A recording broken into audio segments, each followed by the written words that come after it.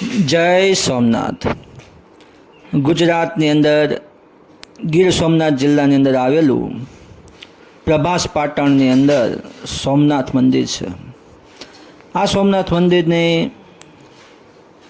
એ બાજુમાં જ અડધો કિલોમીટર દૂર આવેલું આ ત્રિવેણી સંગમ ઘાટ છે.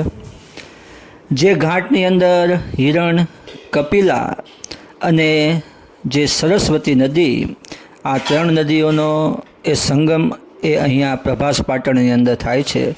આપ બધા જોઈ રહ્યા છો કે આ ત્રણ નદીનો એ ત્રિવેણી સંગમ એનો ઘાટ છે.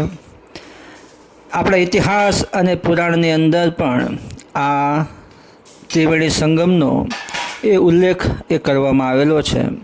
ભગવાન શ્રી કૃષ્ણના પાવન પદરજથી પાવન થયેલી આ ભૂમિ અને આ ત્રિવેણી ઘાટ આપ જોઈ રહ્યા છો કે આજે જો હિરણ નદી અને કપિલા અને સરસ્વતી નદીનો આ હૃદયંગમ કહેતા કે આ અત્યારે અહીંયા એ સંગમ એ ઘાટ રહેલો છે.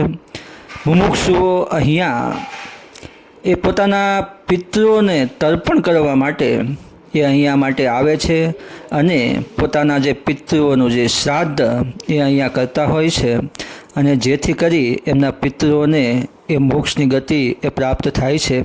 આપ જોઈ રહ્યા છો કે પાછળ એ ત્રણ નદીનો જે સંગમ ભેગો થઈ અને સમુદ્રની અંદર એ પોતે નદી આમ કહેવાય ને કે સમુદ્રની અંદર ભળી જાય છે. અહીંયા લોકો આમ કહેવાય કે રામાયણ કાળની અંદર અને આપણા ઇતિહાસોની અંદર પણ આ ત્રિવેણી ઘાટનો એ ઉલ્લેખ એ જોવામાં આવે છે.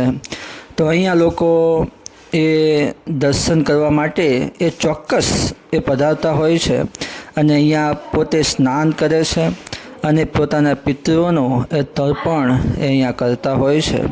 તો એવું આ આપણું શાસ્ત્રોક્ત અને આમ કહેવાય કે જે મહિમાથી સભર અને આ જે ત્રિવેણી સંગમ એના તે આપણે દર્શન કરીએ છીએ. ફક્ત એ સોમનાથ મંદિર, અહીંયા સોમનાથ મંદિર પાછળ આવેલું છે અને સોમનાથથી એ બાજુની અંદર જ અડધો કિલોમીટર દૂર એ આ ત્રિવેણી સંગમ એનો જે ઘાટ એ આવેલો છે. આપણે અહીંયા જોઈએ કે આ જે ત્રણ નદી છે એ ત્રણ નદીનો સંગમ ભેગો થઈ અને સમુદ્રની અંદર એ ભળે છે. આપણે એમના પણ દર્શન કરીશું. જો આ જે આપણે આગળ જોયું એ પછી એ જે ત્રણેય નદી ભેગી થઈ અને પોતે એક ધારાની અંદર આ અરબ સાગરની અંદર એ સમાઈ જાય છે.